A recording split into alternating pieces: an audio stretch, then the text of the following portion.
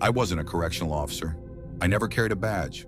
I wasn't trained to deal with inmates. I fixed security systems, card readers, electric door locks, intercoms, camera wiring. The company I worked for had a contract with several state facilities across the Midwest, and every once in a while we'd get called into places most people never saw from the inside. Hospitals, juvenile detention centers, county jails, prisons. Most jobs were routine. A failed camera, a damaged keypad, a broken magnetic lock. Go in, fix it, leave. The job that still bothers me happened in the middle of July. It was one of those brutally humid weeks where your shirt stuck to your back before noon. The state prison sat nearly 40 miles outside the nearest city, surrounded by open farmland and chain-link fencing that seemed to stretch forever. I arrived just before 5:30 p.m. The work order was simple. Replace a faulty control board that kept causing one section of the prison to lose camera feeds. The repair was expected to take 4 or 5 hours. Easy enough. I checked in at the front gate, turned over my phone, signed the contractor log, passed through 3 security checkpoints. An officer named Mason escorted me the rest of the way. "You stay with me," he said. "You don't wander." "No problem." He wasn't rude, just direct. I'd worked around enough correctional officers to understand why. Everything inside the prison followed routines, doors unlocked in a specific order. Meals arrived at exact times. Counts happened on schedule. Nobody improvised. The section I was working in had been built in the late 1970s. Concrete walls, steel doors, long corridors that echoed with every footstep. The control room overlooked 2 housing units through thick security glass. My job was inside a narrow electrical closet just behind it. Most of the equipment looked newer than the building. Fiber cables, digital servers, power backups. It took me about an hour to identify the faulty circuit board. Around 7 p.m., movement started outside. Inmates returning from dinner, cell doors slamming, officers calling out instructions. Nothing unusual. Mason leaned against the wall reading paperwork while I worked. "You get used to the noise," he said. "I already have." He smiled. "You haven't heard quiet yet." I didn't understand what he meant until lockdown started. At exactly 9 p.m., an announcement echoed through the prison. "Evening lockdown in progress." The noise disappeared almost instantly. Doors closed. Conversations ended. Even the television shut off. I'd never experienced silence like that. Hundreds of people, completely still. You could hear fluorescent lights buzzing, air flowing through vents. Somewhere in the distance, a single cough. That was it. I finished installing the new board around 9:40. We rebooted the camera system. Every monitor came back online. Problem solved, or so we thought. One monitor stayed black. Camera H-12. Mason frowned. "That's odd. What does it cover?" "Old segregation corridor." "Anybody housed there?" "No." The wing had been closed for almost 2 years during renovations. Nobody lived there anymore. Maintenance storage only. We assumed the camera itself had failed. Mason radioed control. No response. He tried again. Static. "Probably changing frequencies." He didn't seem concerned. He grabbed a flashlight. "Come on. I thought nobody went down there." "We don't." "Then why are we?" "To make sure the camera didn't get knocked loose." "Fair enough." We walked through 2 electronically controlled doors, then another, each one locked behind us with a heavy metallic thud. The segregation corridor felt completely different from the rest of the prison. Cooler, quieter. Dust covered parts of the floor. Several fluorescent lights had burned out. Half the hallway sat in shadow. Every cell stood open, empty. Most contained old shelving or maintenance supplies. Buckets, broken lockers, paint cans, nothing else. The camera sat near the far end. I climbed a ladder to inspect it. Loose cable, easy fix. 5 minutes later, the monitor should have returned. It didn't. Instead, the camera displayed the hallway perfectly, except for one thing. Near the entrance, one cell door appeared closed. We both looked up. Every door around us stood open. Mason frowned. "You seeing that?" "Yeah." We walked back. Every door remained open. The monitor still showed one closed. I assumed the camera image had frozen. Then the door on the monitor slowly opened. Neither of us heard anything. We looked at the real hallway. Nothing moved. The monitor now matched reality again. Mason unplugged the camera completely. The screen went black. "Bad signal," I said. "Maybe." We started walking back. About halfway down the corridor, I heard metal scraping behind us. Slow, deliberate. I turned. Every cell door still appeared open. Nothing. No movement. "You hear that?" Mason nodded. We waited. Silence. Then, one loud slam, somewhere deeper in the empty wing. It echoed for several seconds. Mason immediately radioed for another officer. Only static answered. He tried again. Nothing. His expression changed. "Stay behind me." We continued toward the sound. It came from the last section of the corridor, a place scheduled for demolition. The final cell door stood closed. It hadn't been closed earlier. I was certain. So was Mason. He walked over, checked the lock, still engaged. Nobody could have entered without a key. He unlocked it. The heavy steel door creaked inward. The room was empty. Dust covered the floor. No footprints, no furniture, nothing. Except a plastic water bottle, standing upright in the center of the cell. Fresh condensation covered the sides, cold enough that tiny droplets still rolled down the plastic. Someone had been there recently, very recently. Mason picked it up. Still cold. Neither of us spoke. He looked around one last time before locking the door again. We headed back. Just before reaching the exit, every light in the corridor flickered. Not off, just one quick pulse. The emergency lights came on automatically. Then everything returned to normal. At the same moment, every electronically controlled door between us and the control room unlocked. All at once. You could hear the magnetic locks release one after another. Clack, clack, clack, clack. That wasn't supposed to happen. Those doors stayed locked unless someone in central control released them. Mason grabbed his radio. Still static. Then, without warning, every unlocked door began closing, one after another, not slamming, closing, slowly, automatically. The first one shut, then the second, then the third, working their way toward us, like someone was locking the corridor from the outside. We ran. The final door started moving just as we reached it. Mason shoved his shoulder against it. We squeezed through seconds before it latched. The control room was exactly as we'd left it. The other officers looked confused. "Why are you breathing so hard?" Mason asked who had cycled the doors. Nobody had. The electronic log showed no commands. No power interruption, no emergency override. Nothing. I packed my tools and left around midnight. As I signed out, the lieutenant apologized. "Sorry about the equipment acting up." I laughed. "Just one of those nights." He didn't smile. "No." He looked toward the prison buildings. "Not exactly." About 3 months later, another technician from my company got assigned to finish work in that same segregation wing. When he came back, he asked me one question.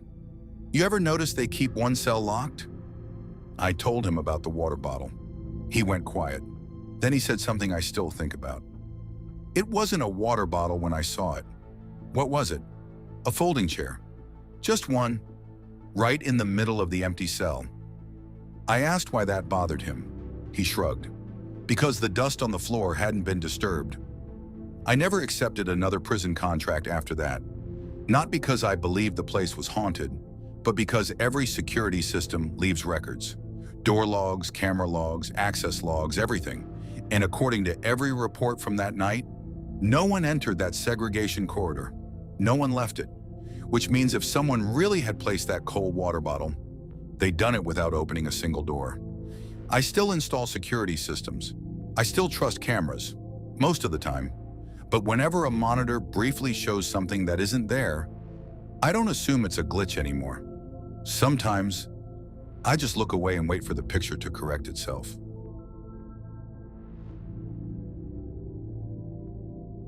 I worked prisoner transport for a sheriff's office in western Montana for just over 4 years. It wasn't a glamorous assignment.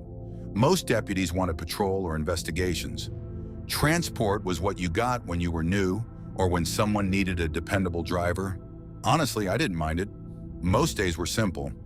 Pick someone up from the county jail, drive them to court, take them to a state prison, sometimes transfer them to another county, fill out paperwork, drive home. The longest trips were usually the quietest. Prisoners spent most of the ride staring out the window or trying to sleep. We weren't allowed to make unnecessary conversation. Everything followed procedure. Every movement, every stop, every signature.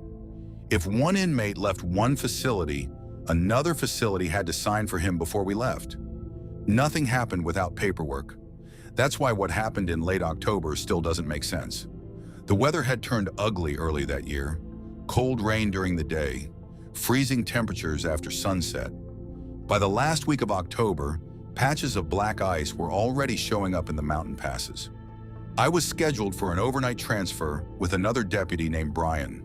We were supposed to pick up a federal inmate from a detention center just outside Helena and deliver him to a state correctional facility about 3.5 hours away.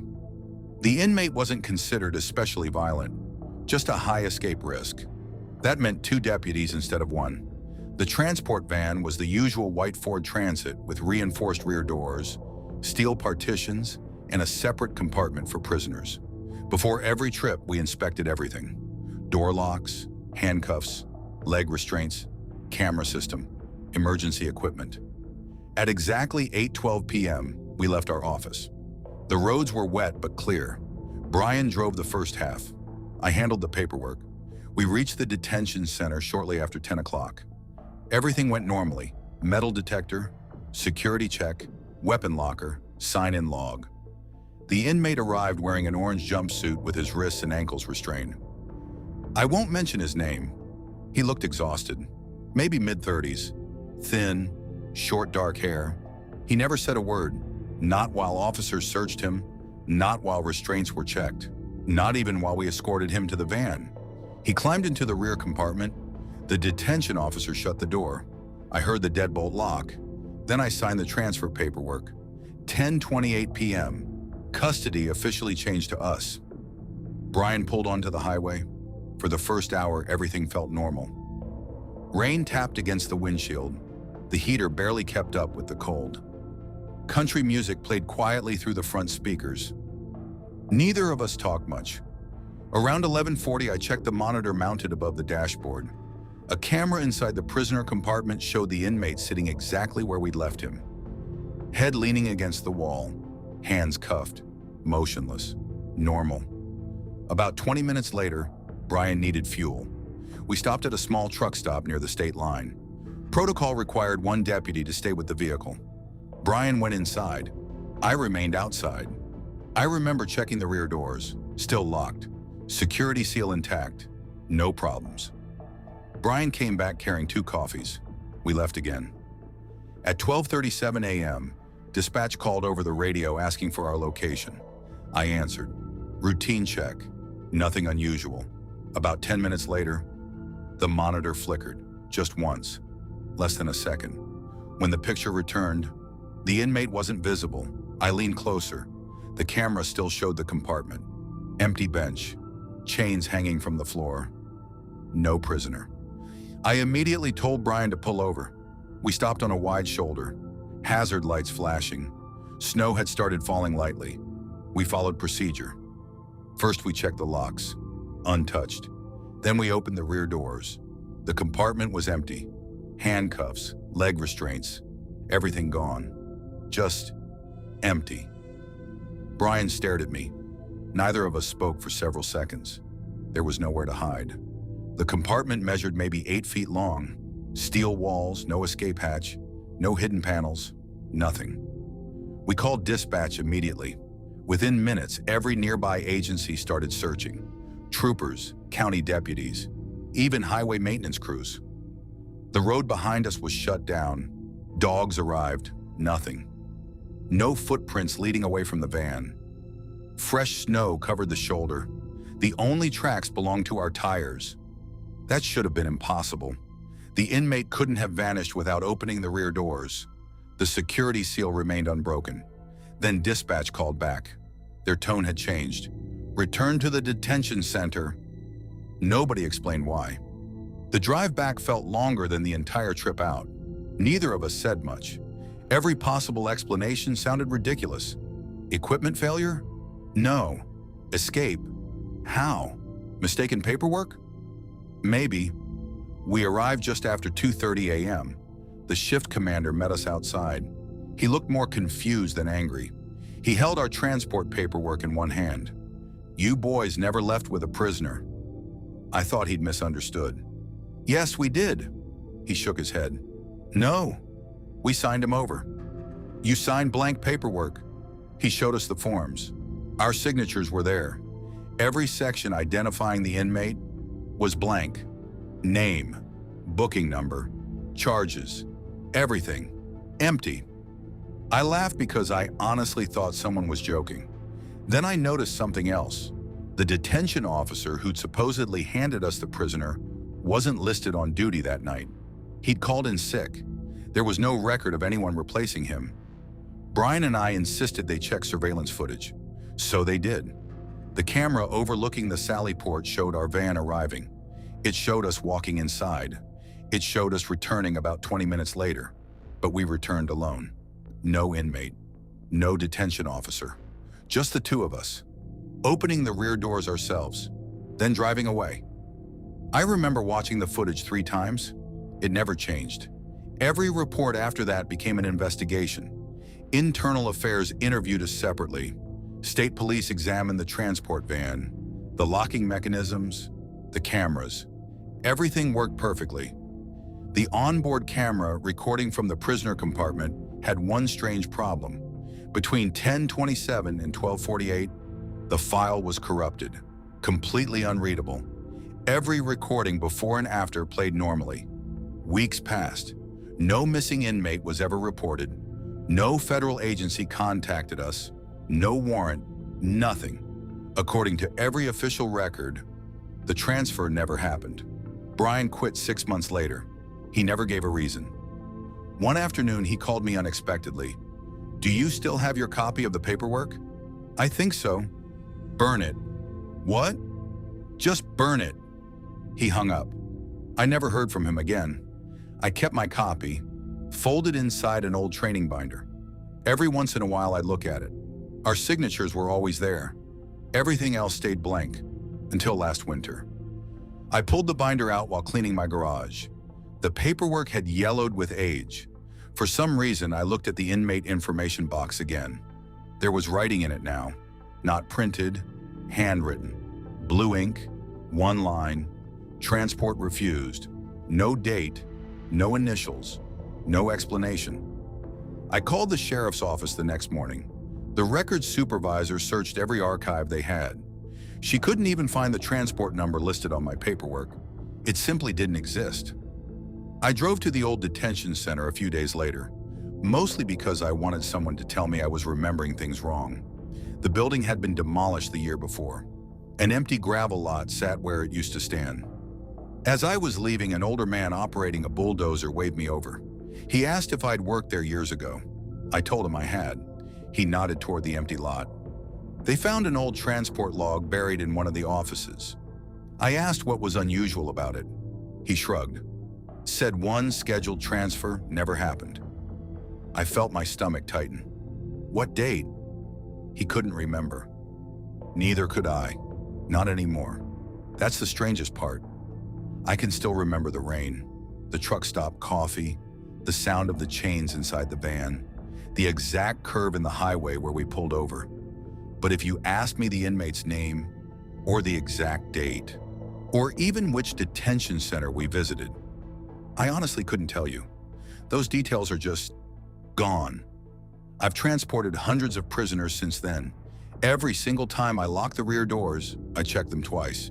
Not because I'm afraid someone will escape, because every now and then, when I glance at the monitor during a long night drive, for the briefest second, I think I can see someone sitting quietly on the bench, head lowered, hands folded, waiting for a destination that was never written down.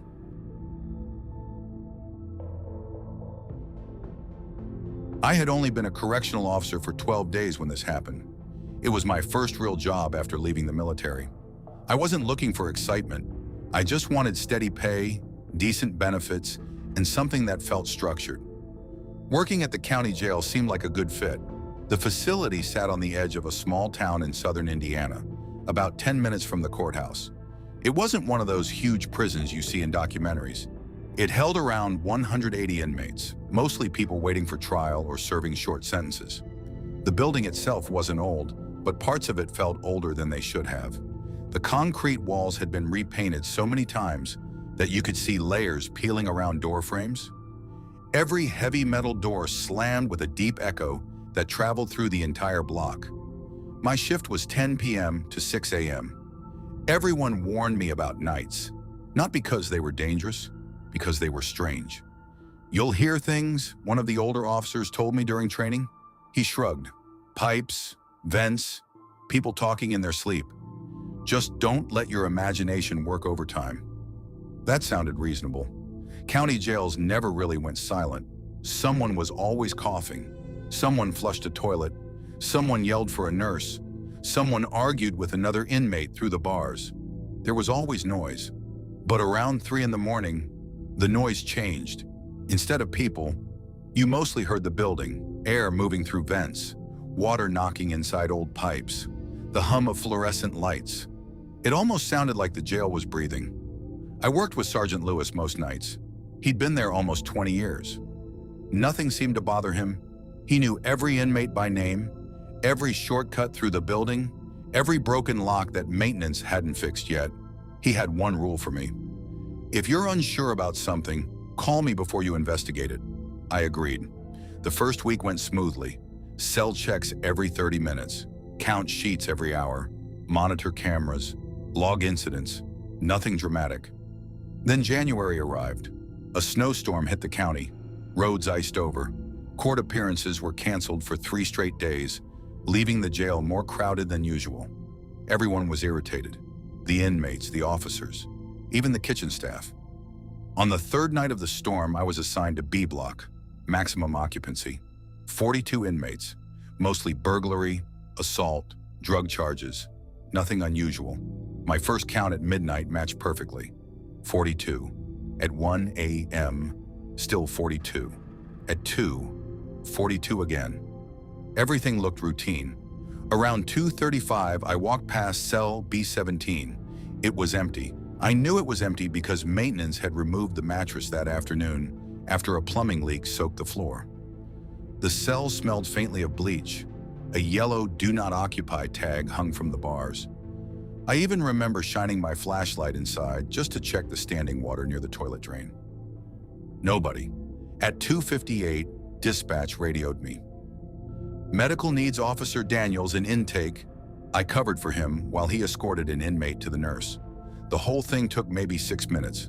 When I returned, someone was sitting on the bunk inside B17. My stomach tightened. A man, head lowered, gray jail uniform, hands folded, completely still. For a second, I thought I'd somehow missed a transfer. It happened. New inmates arrived throughout the night. I checked my paperwork. Nothing. No housing assignment. No emergency placement. I stepped closer. The yellow maintenance tag still hung on the bars. The cell door was locked. I called out, "Hey!" No response. The inmate didn't even lift his head. I grabbed my radio. "Control, who did you assign to B17? A pause. Then, "B17 is vacant." I frowned. "I've got someone sitting in there." Silence, Control answered again. "Negative." I unlocked the door. The hinges groaned. The bunk was empty.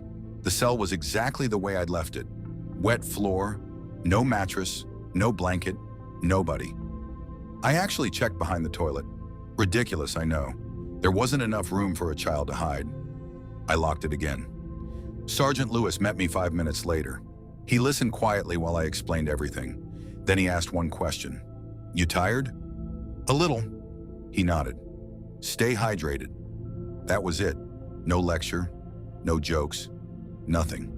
I figured I'd imagined it. The next night, Lewis assigned me somewhere else. Different housing unit, no problems. Then on Friday, back to B block. Around 3:05 a.m., I walked past B17 again. Still empty, still closed, still tagged. As I continued down the range, one inmate quietly called my name. "Officer." It was an older guy named Freeman. He'd been locked up for DUI charges, never caused trouble. "What?" He nodded toward B-17. "You gonna leave him in there?" I looked back. The cell appeared empty. "What are you talking about?" Freeman frowned. "The guy sitting on the bunk." Every hair on my arm stood up. "You see somebody?" He looked confused. "Yeah." I stepped closer to the bars. Nothing, just concrete. I looked back at Freeman. He wasn't smiling. He genuinely looked puzzled. "Never mind," I said. He shook his head slowly. "You're standing right in front of him." I finished my rounds without saying another word. The next morning I reviewed the camera. B-17 stayed empty the entire night. No one entered, no one exited. Freeman couldn't have seen anyone. Neither could I. At least, according to the footage. A week passed. Nothing happened. Then one rainy night in February, the plumbing crew finally repaired B-17.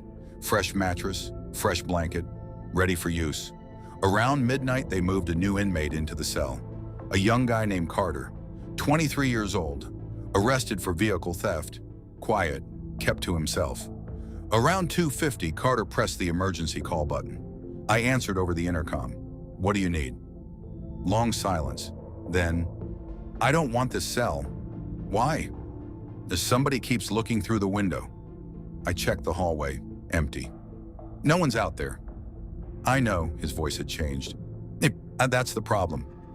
I walked over. He stood in the back corner of the cell, eyes fixed on the narrow observation window in the door. "You've got another room?" "No." "I'll sleep in booking." "No." He swallowed hard. "Please." I checked outside. Nothing. No footprints, no officer, no inmate, no movement. I told him to get some rest. He barely slept. At breakfast, he requested protective custody. When asked why, he refused to explain. By evening, he'd signed paperwork requesting transfer to another housing unit. He never mentioned B-17 again. Neither did I. March came. The weather warmed, life moved on. Then maintenance decided to replace every door lock in B block. To do that, every inmate had to be temporarily relocated. For the first time in months, every cell stood empty, including B-17. Around 1:40 a.m., I walked the range while contractors worked. One of them, a guy named Eric, stopped me. "Who's in 17? "No one." "I just saw someone sitting inside." I stared at him. "What did he look like?" Eric shrugged. "Couldn't tell. Head was down. Thought he was asleep." I didn't answer. I unlocked the door myself. Empty. Eric looked genuinely embarrassed. "Guess I saw shadows." Maybe he had. By April, I'd stopped talking about it. I didn't even think about it much anymore. Then something happened that I still can't explain. Every housing unit had a handwritten logbook. Every officer documented counts, incidents, medical calls, and unusual behavior. One afternoon, I was flipping through older entries looking for a maintenance report. Several years earlier, I found one sentence, written by an officer I'd never met, dated almost 9 years before I was hired. "Checked B-17 after report of occupied vacant cell. No inmate located. Just one sentence, nothing else. No explanation, no follow-up, no joke scribbled beside it." I asked Sergeant Lewis about the officer. He retired. "Ever mention B-17? Lewis looked at me for a long time before answering. "He stopped volunteering for night shifts." "Why?" Lewis simply closed the logbook. "Don't go digging for stories around here." That was the end of the conversation. I transferred to another county 18 months later. Better pay, shorter commute. I haven't been back since. A few months ago, I ran into Officer Daniels at a grocery store. We talked about old co-workers for a while. Then before we left, he asked, "You remember B Block?" I nodded. He smiled nervously. "They turned B-17 into a storage room." "Why?" He shrugged. "Saves paperwork." I laughed. "That's not the real reason." He didn't laugh back. Instead, he looked around the parking lot before quietly saying, "They got tired of moving people out of it." I asked what he meant. He just got into his truck and drove away. I never called him. He never explained. And every now and then, when I wake up around 3 in the morning, I think about a cell that everyone agreed was empty. until someone happened to look inside.